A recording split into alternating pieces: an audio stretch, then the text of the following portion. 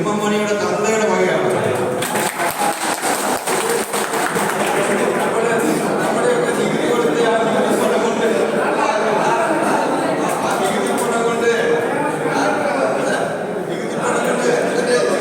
അല്ലാതെ അണിയുടെ കുടുംബത്തൊന്നല്ല, അണിയുടെ കുടുംബത്തൊന്നും തന്നല്ലോ ഈ കൊടുത്തത്.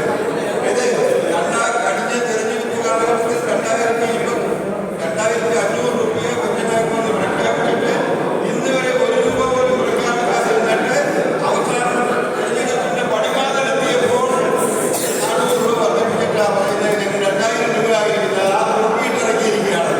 പെണ്ണുങ്ങളെ എന്തിനെല്ലാം വീട്ടിയിരുന്നാൽ മതി 1000 രൂപ. ഞങ്ങളുടെ നേതാക്കന്മാർ അപാരമായി വരുന്നുണ്ട്.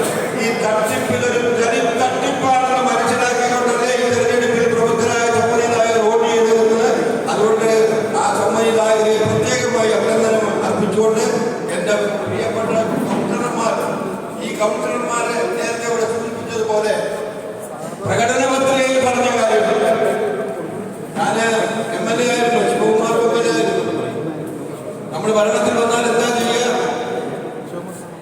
ഗവൺമെന്റ് ആയിരുന്നാലും പാർലമെന്റിൽ ഇന്ത്യ രാജ്യം ഭരിക്കുന്ന ഗവൺമെന്റ് ആയിരുന്നാലും ഇന്ത്യ ഗവൺമെന്റ് ആയാലും കേരള ഗവൺമെന്റ് ആയിരുന്നാലും നിവർന്ന് ഈ നാട്ടിലെ ജനങ്ങളോട് നമുക്ക് കഴിഞ്ഞ ഗവൺമെന്റ് LDF ഗവൺമെന്റ് അവിടെ ജനവിരുദ്ധ നയങ്ങൾ മൂലമാണ് അവരെ പരാജയപ്പെടുത്തിയത്. പരാജയപ്പെട്ടതെന്ന് പറയാൻ നമുക്ക് സാധിക്കും.